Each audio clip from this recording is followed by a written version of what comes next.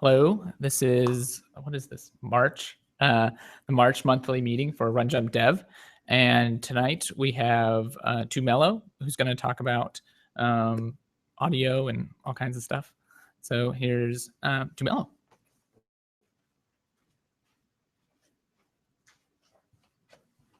Hello, RunJumpDev. Hello, Internet. I'm Too Mello, Matthew Too Mello Hopkins, as all the credits on my games say, because I could do like a whole other talk about whether you promote your real name or your music name. I still don't know.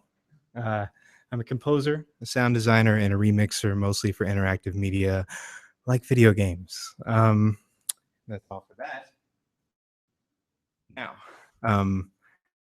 the people usually ask me about me is how I got into the industry. Say, it might be hard to hear this, but it was a lot of connections, and I think it's often a lot of connections. I made these free albums, these remix albums of hip hop and video games, like putting together Jay-Z and Chrono Trigger, putting together the soundtracks of Castlevania games and Nas, and making kind of a narrative around video games and hip hop coming together, because they've always been together in my life. When I was discovering hip hop music, I was also playing a lot of video games at the time. And it seemed natural to me and almost symbolic that they would be able to come together as well. So after doing that, and I would normally say never work for free, but it's okay if you're working for yourself for free. Sometimes you can create a promotional project that can have a lot of legs if it's just a free thing people can download.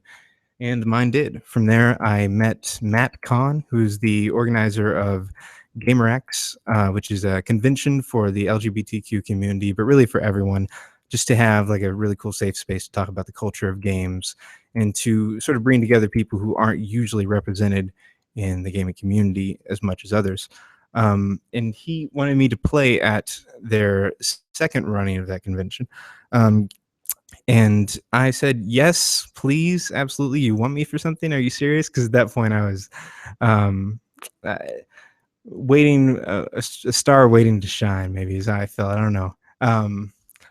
And after that, before the convention had even happened, Matt actually had an idea for a game. It was like, we're going to diversify our business as GamerX, break off into this other game company called Midboss, and we're going to make this little cyberpunk adventure game, because we're all really into cyberpunk and we're into old adventure games and new stuff like the Phoenix Wright and the Telltales of the world. So I got a position making some music for the Kickstarter of that game, and I would think that I would be one of the musicians on the project out of many. What actually turned out to happen is that I was the only musician and like the lead composer on the game, which I was super psyched about. Connections are how most creative people really get somewhere. It's really easy to talk down on connections and just say, oh, you know, if I could get in a room and show someone my skill and this or that. It's easy to talk down on them when you have no connections, because I used to do it a lot. But once you do, you start to realize it's a very, you know, it can be a wonderful thing. It can also help when you're in a crunch time. I do music full time, so there have been times where it's getting near the end of the month and things are looking bad financially, and I get some random email from someone that I handed my business card off to like 2 months ago and barely remember, saying like, hey, that game I was working on, finally got it going, and it saves me. So connections. If you're running out of business cards, you're doing a good job. After becoming inadvertently the lead musician on Read Only Memories, I also became inadvertently the sound designer, because the sound designer on the project that was coming on for the Kickstarter actually decided, once he heard that there was going to be some like coding and scripting involved, he was like, I'm out. Me? Yeah, I don't know how to make sounds, but I guess I just decided right there, whatever, I'll go for it. I make sounds for music. I don't know. It's probably the same, right? It's not the same. It's not the same, but I think that illustrates a point that I wanted to make here that has been a lot of my career branching for the past 2 years or so. If they offer you something that you're not sure you can do, but you think you can do, probably just take it and just roll with it. I also did this for this voice acting that I'm directing for Read Only Memories right now. I've never auditioned people for roles before. I've never like implemented large scale voice acting into a game. I was just, yeah, sure, whatever. It's wave files. It's fine. I know what this is. And after that, I asked to work on a fighting game. I'd never played a fighting game before.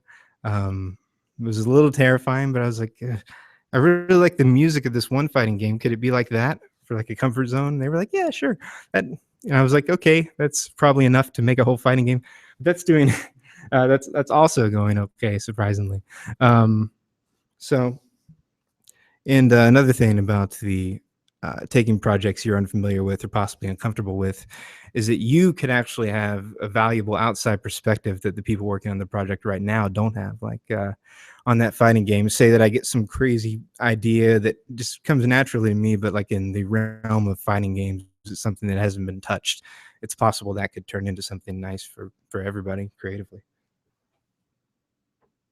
So let's talk about my embarrassing evolution in technical skill.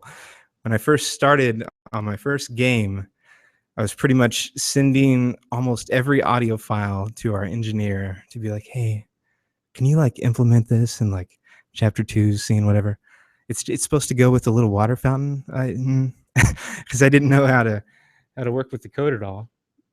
But by the end of the project, I was creating dynamic music. Some ducking. I wrote a little ducking system for the game. And even like Doppler effects, like a car moving through a scene, changing the pitch and the placement of it in the stereo space. So I was having a lot of fun by the end. And I think the thing that helped me get through is just to find the hook.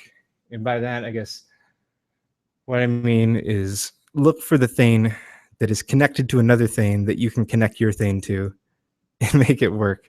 Like if there's an animation that you're trying to put in, look for that animation. Just let's just sneak this into this line. I did a lot of like rough copy and pasting stuff that engineer probably hated, but it worked. Matt, do you have a question? What is ducking? Ducking is, I'm sorry, it is when one sound comes in and needs to take precedence over another sound or a music track. And it's essentially like if this sound is played, then for the period of time this sound is played, drop a couple decibels. That's a little drastic. Drop like 1 or 2 decibels to let the sound effect take precedence for a moment over the music. It's something that can be done just so that you don't create this crazy wall of sound that builds upon itself in certain scenes where there's a lot of sound effects, like those Phoenix Wright style sounds or whatever. Like the music has to duck out a little bit for that to take precedence and really hit. But I kind of saw writing in scripts as learning a language. You look for, I don't know how this sounds to people who write scripts as much as music, but what I did was to look for like, oh, that's an if statement. Oh, that's that's another conditional there. Like looking for things that I was familiar with to kind of go from there. And eventually I got there, and it wasn't a big deal. And so but be open to new and unexpected ways of thinking or working, mostly so that other people don't have to do more work. You know, meet someone at least halfway, if not taking over a part of their work for them when you're on a team. Figure out how you can make their job easier and not email them every water fountain wave sound that you need to put in the game. Let's talk about sound design. Let's talk about my first time doing sound design. So the interesting thing about sound design is that you're either trying to make a very satisfying sound or you're trying to make a sound that will represent a thing that exists and people will hear it and be like, oh yeah, that's that thing, but it's totally not. It's just something that sounds like a way more enhanced and exaggerated version of that sound that people respond to. When I was a student at the University of Kentucky, I made a short film with a friend. There was a fight scene in it, and we thought that if we just had like a boom mic, whatever, and we just fought a little bit, you know. It was like a really close fight in a bathroom. We were like taking towels and like whipping each other with towels because we didn't want to hit each other. And it came out like a freaking mess. Like nothing sounded impactful or anything. So I went over it later with some effects, and there was one particular instance in that scene where I think my character was knocked out by getting my head slammed against a toilet bowl. I was a teenager, and everyone with me was a teenager, and we decided that I would let them smack my head against a toilet bowl just to see if the sound was anything like, like a really cool, like boom. It wasn't. It just really hurt, and it was not a cool sound at all. But we filmed it, and later on, I just put a really cool other sound from the toilet that made it sound like it really hurt. And my mom did not like seeing that and hearing that sound. She's like, "Did you? No, it's fake. Yes, it really did hurt." The director on Read Only Memories wanted pretty much every sound to be made with the synthesizer. Didn't want a lot of literal sounds. So if I was doing birds chirping, I'm not going outside and recording birds chirping. I'm doing little synth birds.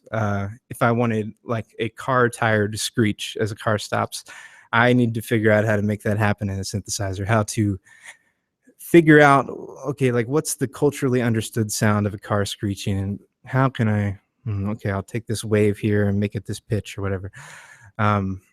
It can be a long road sometimes with sounds, breaking down like your understanding of what this sound actually is, and kind of stepping back from what you think you should do, and learning a new way to do it. You would think Foley was easier, because you're literally just putting a microphone up to a thing and making it make the sound.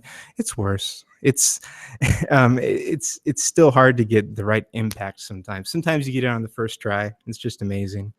I'm doing a sound for the fighting game Cerebral, where there's like a knight character, and I was trying to figure out how to make his footsteps, and I thought, this is a dumb thing. Let me just grab this toolbox and just slam this toolbox against the ground, and drag it for like a slide. It actually sounds pretty all right. It was a good guess.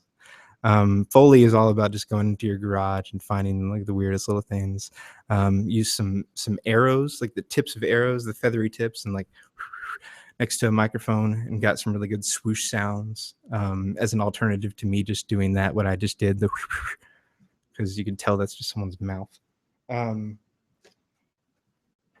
move on to music production, which is my specialty. I've been doing music for like 13, 14 years. Ever since I was in band class and learned to read music, I started on the side playing tapes in my bedroom and like composing on my little Casio keyboard along with the tapes, and like recording that, dubbing that over, and trying all these crazy little things. I eventually got a computer music program, which was like revolutionary, and started sampling stuff. So what I have to say about music is that every job, you never know where it's going to lead. It could win awards. It could go on to be like one of the crazy like Flappy Bird style phone games that goes everywhere. It could be like the talk of the town the next day. So you never want to say like, oh, this sound can be clipping, whatever. This doesn't have to sound super high quality here. This drum loop can just loop. It doesn't. I'm not going to do like a whole thing. You should never say that, for yourself and for your client, because you never know where that music is going to go. I'm putting a few notes in here to like tap myself on the back and be like, hey, Matt, you should do this. This is something I brought back from GDC, is that you should get as many live instruments as you can. Even if you can't play a live instrument, you can use them to accentuate the virtual instruments that you use. Get like a little toy flute. Get a real wind tone out of that, and double up some like fake flute performances with a real flute. And it makes a lot of difference, actually. Just find weird little kid instruments that cost like $5 and just mess around with them a little bit. Challenge yourself to work in different styles. The thing that I do, that I tell people to do, if you want to learn how to make music and you have a style in mind, which isn't always a thing, is just go to me of this genre in your eyes and just go every step, every measure, and just with whatever you have, just try to remake those sounds as good as you can.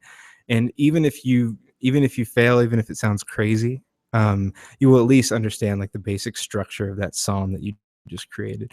You'll see the guts of it kind of, and you'll be like, oh, okay, that sometimes you'll think, oh, it's way more simple than I would have thought that song was. It's just all these instruments working together in a really good harmony.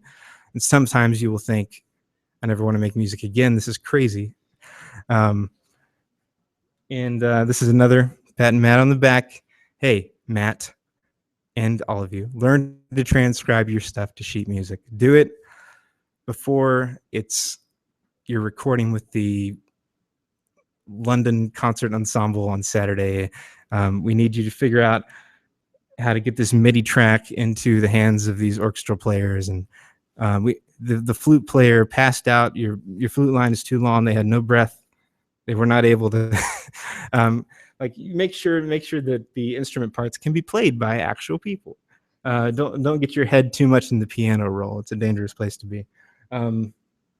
Oh, this is a fun one, actually. It asks the project head, if you're working on a game, what's like the craziest thing you would want to do with music if money was not an object, if time was not an object, if my skill as your musician was not an object. What is like the nuttiest idea you have? I think everyone has something. If you bring it out, they'll be like, well, I was thinking we could do like a rhythm game in the middle of this RPG or whatever. Everyone will have some crazy idea they've had that they didn't want to approach you with. And, if you get a designer together with a musician, maybe they can figure something out. Who knows? You might get to do your crazy idea. A few of the crazy ideas I've gotten away with, for Read Only Memories, I wanted to do like a credit song that was like the end of that Blockbuster movie. I think the example that I had been given by the games director was to do something like Bobby Brown's On Our Own from Ghostbusters 2. So I did. And I got like a few more vocalists on it and really hyped it up, but there wasn't quite enough hype. So what I decided to do was go to our Kickstarter backers and say like, hey, do you want to like sing this melody into whatever microphone you have and send this to me, and together I'll make you guys into a big chorus. It was a crazy idea, but it actually sounded pretty good. Sounded as good as like 20 disparate mic sources coming together would ever be able to sound. And it kind of, the song is about people coming together, learn to love each other and treat each other better. Our game is a lot about inclusivity, being nice, just not fighting as much. And there's something about all these random voices singing together that kind of ended up hitting home with that theme, and it wasn't even intentional. It just kind of sounded really populist, I guess. It sounded populist. Another crazy thing I'm going to do for the game Cerebral that I'm working on is to have a character. I'm fighting for this. This isn't netted down yet. Like, the fighting game people need to figure out how it's going to work in a fighting game, because that's important, because it's a fighting game. It's my music game. Are you kidding me? There's going to be I want like a violinist character who actually is able to remix the other character's theme as they fight and like mess with it and put their own notes into it. So with every hit, there's like a different note on a scale being struck. It's crazy. It's going to work. We're going to make it work. If this game gets delayed for it, it's going to work. No, I won't do that. It's bad. So the last thing that I want to talk about, which should really maybe be the first thing, is work-life balance. I don't know how many people listening or here with me physically are full-time freelancers like myself, or full-time people who are in charge of their stuff financially, their own bosses, so be it. The most important thing I found only recently, actually, was to figure out your break time before you even think about your work time. Figure out when you're going to be able to turn your phone off and just chill out. I actually have a separate room that I go in at this point. This is my chill out room. I'm not allowed to do work in here. If I'm in here and I'm doing work, it's going to be a bad night. It's been a bad night several times, but I'm getting better at it. Don't let break time and work time slip into each other. If you keep your phone on during certain times of the day, I work with a lot of people on the West Coast, and it can be like 9 a.m. or 9 p.m. for them, and that's like midnight for us over here. They can say, hey, can you just throw this thing in the game real quick or whatever, and then I might be up for another hour and a half figuring out how to implement that. If I just turn my phone off, I do it in the mornings. Almost no difference. I don't have to think about it. there's a couple exceptions to that. Like say it's launch day and there could be bugs. You should probably keep your phone on for launch day. Probably just not sleep for launch day. If all of them go the way mine went, where, well, I'm not going to throw shade at anybody. This is after the meeting. We'll do this. So some other things. This is more of a self-worth thing, self-strategizing. Work for the amount you're worth, not the amount you think people will take you for. Like, don't start off negotiating. Start off with your real price, and then if you have to, negotiate from there. There's a point where you need to get what you know will help you in the long run instead of selling yourself short for these jobs. Yeah, and then going along with that, just budget. Have a mean amount of what you think that you'll be able to make, even at your lowest point every month. Start cutting stuff out. Thinking about the cheapest phone bill you can get. Start thinking about, do I actually need? I have to pick one between Netflix and Hulu. Which one has more anime? It's my personal choice.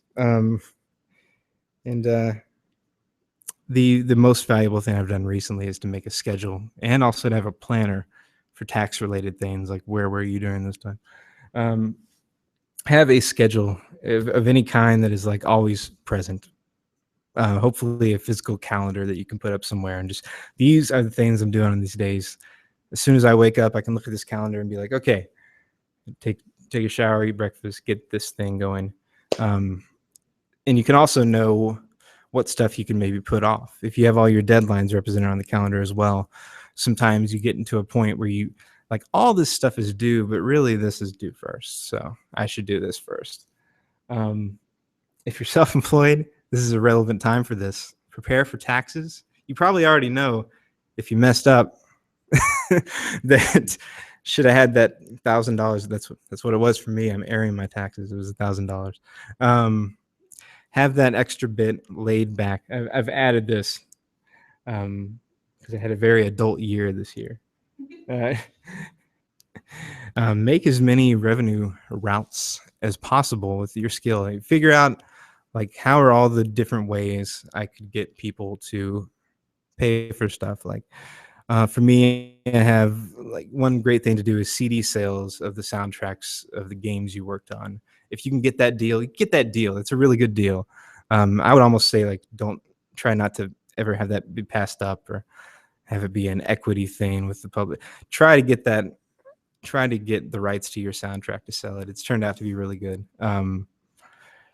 You can go on Patreon if you have something that has the nature of like a monthly thing or a thing that you don't do too terribly often. You could attach a cost to it and be like, hey, support me for every time I drop one of these projects. You could do something on Fiverr if you have like a small skill where you could if you have a skill where you could pop small things out, like little things, whatever treasured things people would have. I've seen people do like puppet shows on Fiverr where they have like their puppets say something for you, whatever. There are some people that do like full musical productions for $5. That's crazy. That's crazy. There are, like, possibly someone might want to learn your skill, and you could, if you feel that you're up to it, tutor them. And that's really all I have from me. I'd like to take any questions if anyone has some. Is there a chat on Google Hangouts, or if anyone is watching and has questions, is that a thing? Tweeting to RunJumpDev. Awesome. Yeah. So when you were starting out, were there any resources that you used that really helped you with learning and improving? When I was starting out, were there any resources that helped me with learning and improving? Yeah. I used a lot of online forums at the time. It was like, I want to say like 1999 to 2001. And there's YouTube now. But back then, I went on a forum and just started posting my stuff. And there was a person from the forum who came out to me and said, hey, I like, if you would want to like trade stuff and do like peer reviews with each other, we could work on that. So I think that was a really valuable relationship to have, is just someone who I wasn't directly working on music with, not like a collaborator exactly, but a peer reviewer, someone who I can always send this person this track, and they know about my stuff, so they know, whether it was consistent with the last thing I made for this project or not. I thought that was really helpful. Also, just having a certain sound in mind and figuring out the way to step to it. It kind of goes along with what I did with taking a song and recreating it to learn a new genre. A lot of that kind of stuff. As far as sound design recently, I guess I've been studying a lot of anime sound effects because they're really good, like especially from like 90s stuff. Just studying like what kind of sounds are they using to represent these things, like bubbles popping. That sound doesn't exist. Like when a bubble pops, it does not sound like a cartoon bubble. Where are they getting that sound from? And just kind of tracking down stuff like that. So it's really, I guess it all comes back to the internet. But I would really recommend that peer review system. If it's someone who's really just down to listen to something all the time, that's extremely valuable, especially if they know more than you about music. In my case, was definitely the case. Are there any good forums that you could recommend, or someplace you can find more peers? Yeah, Future Producers is really good. There's a game audio Slack you can join specifically for games with a lot of helpful people there. Just prepare a list of resources, but I think there are some pretty good Twitter circles, like the Twitter Game Audio Circle. Just thinking of where I hang out now for production tips. YouTube is really, you can just type something into YouTube and find like how to make this specific sound from this specific song. They even have tutorials on that now. Yeah. The forum that I used is like this weird Belgium drum and bass site. It's probably not even around anymore. I kind of want to check. But that's where that music that I was making was popular. It's drum and bass jungle. It's like a dead genre. Dubstep kind of came out of it. Yeah, so it's the real dubstep. You hear that? And I'm an old man. And I started making that, so I just decided to go to a specific forum for the kind of genre I was making. So that might be something I could recommend if you find that there's a forum for the type of music that you like to make. It's probably a really good place to start. And do you recommend people focus on a particular type of music, or do you really think it's better to broaden your scope of ability? I mean, from your point of view, is it better to kind of focus on one type and be a master of that sort of genre, or is it better to broaden your genre scope or focus in on one point? I think that if you're a composer, it's better to broaden.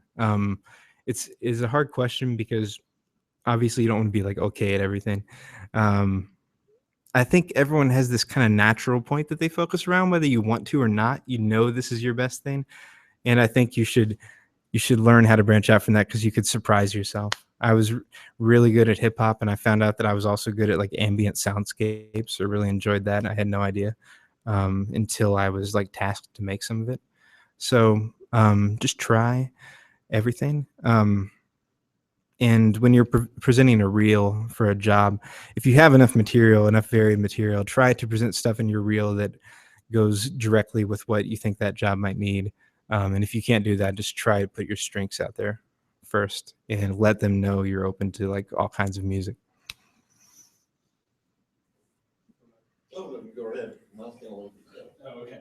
Kind of along those lines, like, is there a particular way you brand yourself specifically, or do you just like kind of, I'm good at all this?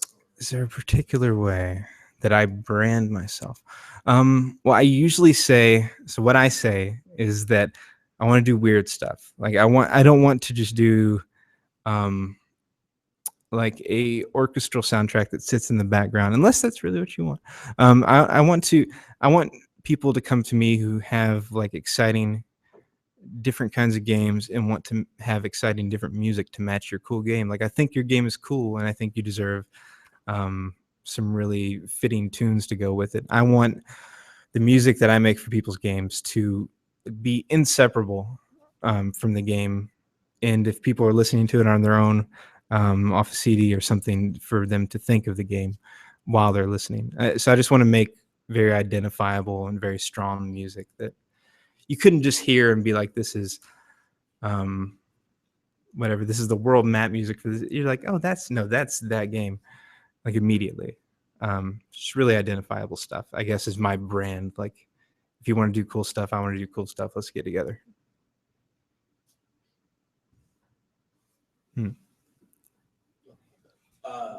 Your ROM soundtrack is absolutely amazing. You're talking about. Thank you. Said, I'll quote, I am an old man or something. You said something like that.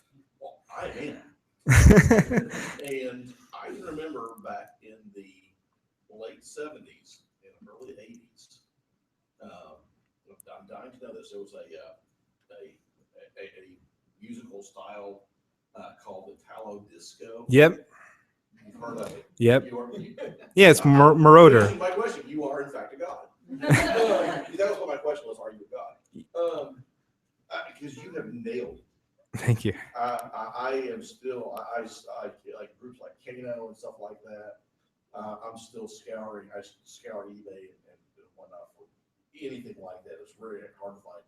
And you nailed it so just amazingly perfect. And I'm curious, how did you do that? Because it's something like 5 people in the world have heard of. And you guys, you just nailed it so well. It was just jaw dropping. I think. And the fact that you've actually heard about that is. Yeah, Italo disco. I think it may be the use of very expressive sequencing, I guess. For a lot of this stuff, I just started with some chords and a driving drum beat, and I really went crazy with the lead melody. The lead melody is where I went everywhere.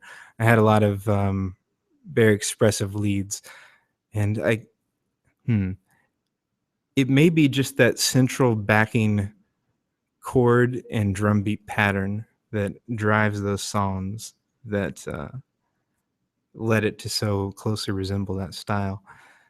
I actually didn't think some of the other ways that I've heard the music for that game described is if Vangelis did hip hop. That's like the Blade Runner guy is the easy way to describe Vangelis. There was also, I had some inspiration from Moroder, Giorgio, and some of the arpeggios that I used. So I really just wanted to create a really driving beat based on the sequencer for every song. I wanted people to really bob their heads to it. I didn't want any like wavery or really disconnected beats. I wanted like 4 on the floor, we're dancing to this in an adventure game. And that's just kind of the stuff that I do. I always, if between like things that are more ambient and disconnected and things that are really upbeat, if there's an option to go upbeat, I'm probably going to go upbeat. I have a lot of fun with it.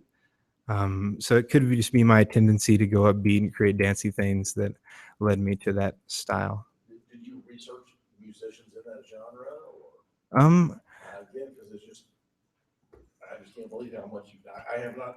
There hasn't been new music in that genre for 30 years until you did this. I have to research now. I guess I didn't know I was emulating it so directly. I'm really curious. I'm gonna go home and listen to some Italo disco. Because I'm definitely familiar with the genre, but I hadn't studied it extensively. Marauder is one of them. Marauder, yeah. Marauder, Kano, a few others. I can send you all kinds of things. Yeah. Sure. I've been doing this for 30 years. I've got it. I'll save you trouble. Oh, I'm really glad I was able to contribute. I love that kind of music. I love older club music, I guess. Yeah. That's really what it is. Yeah. Got another question. Sure. So, well, backstory as to why I'm a bit curious here. I'm kind of stuck between studying music theory and actually trying to practice and put it to use. Yeah. I can never pick which one I should be doing. I'm like, I was sitting here practicing, like, I really need to be learning more, or I should actually be doing more. Do you have in your mind a percentage between the two which you should focus on more, or do you tend to split it pretty evenly? I lean way more towards practicing. Personally, I am still getting away with playing by ear, to be honest. If you try to talk real theory stuff with me, I might fall off. I really, I feel like the music career for me has been moving so fast that I just get in there, and all I have time to do is just get in there and try play around. And I come out with kind of like a natural understanding of what's going on. I understand theory to the point where I'm not just making madness. But I would say creating a product in the end is more valuable.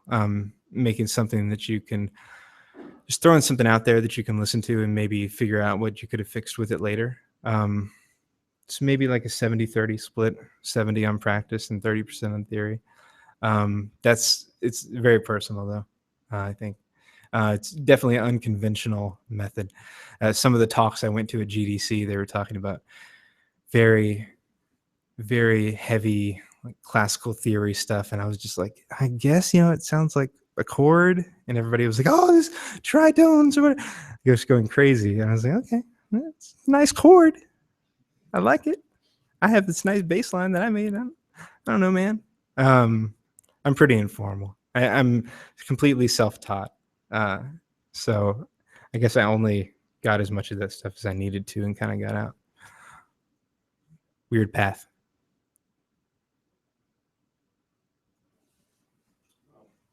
I don't know how much you survey soundtracks for other similar games, stuff like Else Heartbreak or Undertale. Are you finding commonalities in, say, soundtracks for adventure games that are maybe common to that, but not so much other things, or like film? Is there something special about soundtracks for adventure games? Sometimes there is. For Undertale, there definitely is. A lot of people actually draw comparisons between Undertale and Read Only Memories. And for the music side of that, one reason of that would be the motifs that I have for characters and the way that I develop them and bring them back over time. The melodies that you hear again and again that kind of sneak their way into different songs. Undertale, Toby Fox does a lot of that as well. As far as like the adventure game genre, I think it's all over the place, kind of. Like one adventure game soundtrack I really like is the Machinarium soundtrack. It's a cute little robot who lost his girlfriend, needs to fight some bad robots to get her back. And that soundtrack is like a very sweeping, like beautiful ambient score that kind of sounds like it was made by broken robots. So it has a bit of like the charm of the world, and it really soaks in ambience.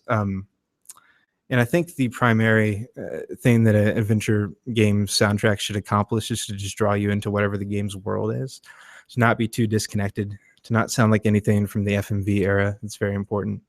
What were they doing? So for Read Only Memories, I wanted something that was really cheery and on beat, like I was saying, just very engaging. Like, hey, let's go hang out in this crazy bubblegum cyberpunk world for a little bit. Let's have some fun. The second half of the game's not fun, but the music changes to reflect that. So I think if there was any common thread in adventure game music, it would just be anything that engages players with that world in particular. It has to connect to that world.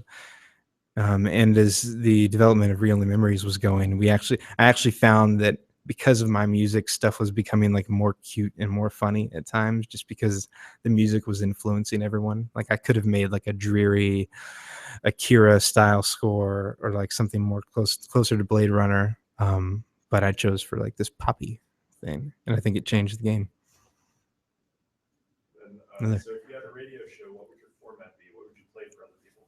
If I had a radio show, I would play. It's tough. You know what I'd play? I'd play like soul, just like really good Chicago soul all the time, and I would come on, and I would like quote some like line from a beat poet, and just be like, but like wrong. I would quote it wrong, and and I would just be like, let that be your thing as you go into this night or whatever.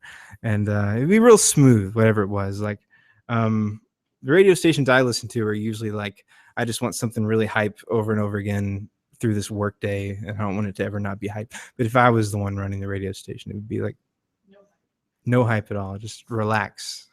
Like a late night, not too late night, but like 8 to 10 be a good time for my soul radio station. Yeah, that's my answer. I saw you first. Yeah. So if I'm working on a project and looking to bring on a composer or audio person, what kind of stuff would you recommend that I have put together? And at what point would you like to be brought on to a project? Awesome. So if you're looking to bring a composer onto a project, what kind of stuff should you have on the developer side? And at what point would someone want to be brought onto the project? Well, it can be early. I think the thing I like to have the most is to know a little bit about what players are going to be doing in the game. I like to see like maybe one piece of concept art is like the minimum, just to get an idea of the tone and mood from that.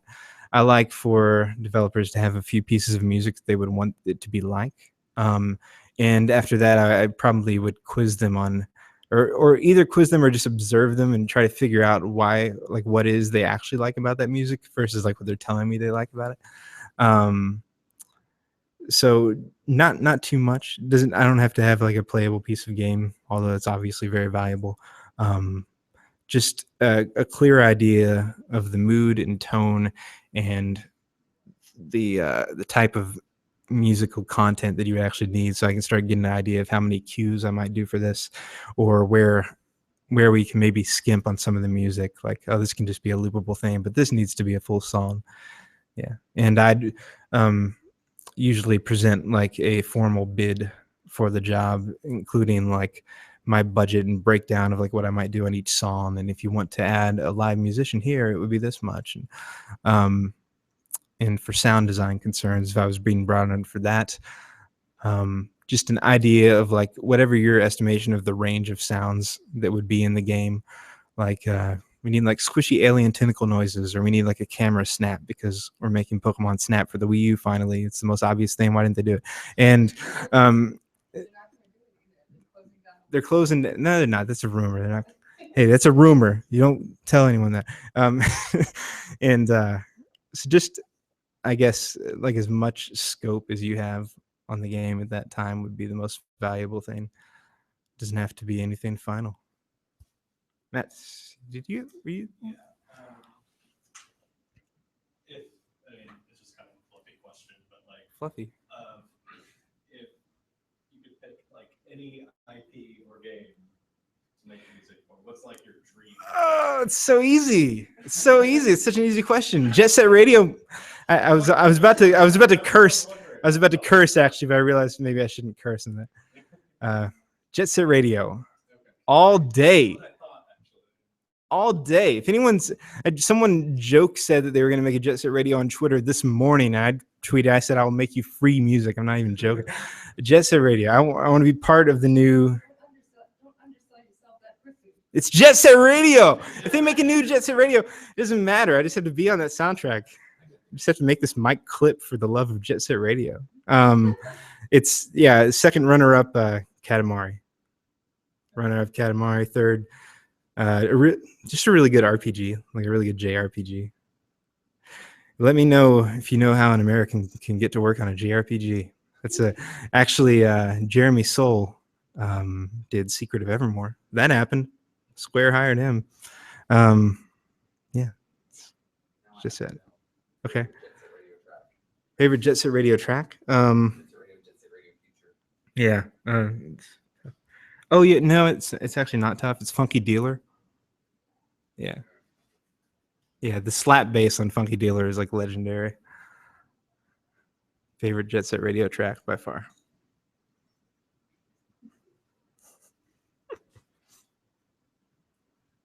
I should probably ask on behalf of Louisville folks, what's your favorite ice cream? On behalf of Louisville, what's my favorite ice cream? On behalf of all of Louisville, I'm speaking to you now. What is my favorite ice cream? Mint chocolate chip. It's really easy. Another easy choice. Jet Set Radio, mint chocolate chip. It's a good night. Yeah. Any internet questions? Anything else? Favorite ice cream? I have a random question. Yeah. Random Okay, question. So you said something about being able to transcribe your music. Have you used any of those apps where you can hum your tunes to transcribe them? No. Where you can hum a tune to identify a song. And I assume it's similar technology, but I haven't. That's interesting. I was just wondering because I was like, man, that sounds like it would be really cool, but I don't know if it actually is. I'm not. Yeah, I wonder. You probably have to be real careful with it. It works as long as it's a singular tone. The moment you have any Oh, no. kind of, any kind of chord or harmony, it loses its mind. It's too bad. Yeah, I wonder what that's for then. Certainly they would have had to make it to handle harmonies and chords. Odd. But I would probably just use something like Finale. Yeah, transcribing. They make it real easy, actually. It's not too hard to leave the piano roll. Just make sure you don't write anything that makes a flute player collapse out of lack of breath. No, I just feel like I would be the kind of person to write a flute line that would make a flute player collapse without breath. I mean, is there anything wrong with that though? Is Yes. like composing? Well, I mean, yeah. I mean, the human. It depends on how dark the tone of the game is. Typically, if you want people to like literally die during the recording, that might be something they're into there. Yeah. Yeah, I made a soundtrack for Eli Roth last summer, and he just wanted everyone to die on their guitars. That's weird.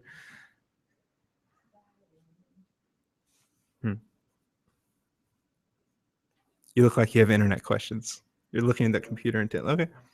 All right.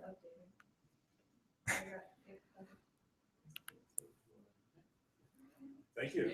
Thank you.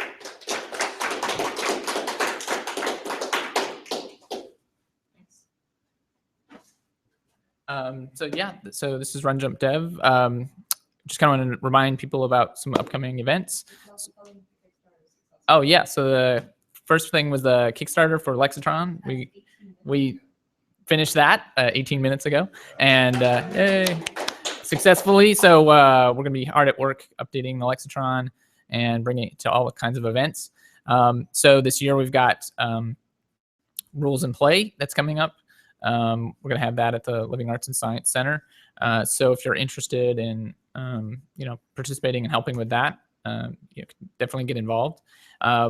Upcoming in April, at the end of April, is the Vector Conference. It's going to be a game dev conference in Richmond at the Eastern Kentucky University Gaming Institute there. So we're going to have lots of great speakers. And so if you're interested in, having a student show, having a student project, you can apply to be in that, or you can participate as roundtable ideas and things.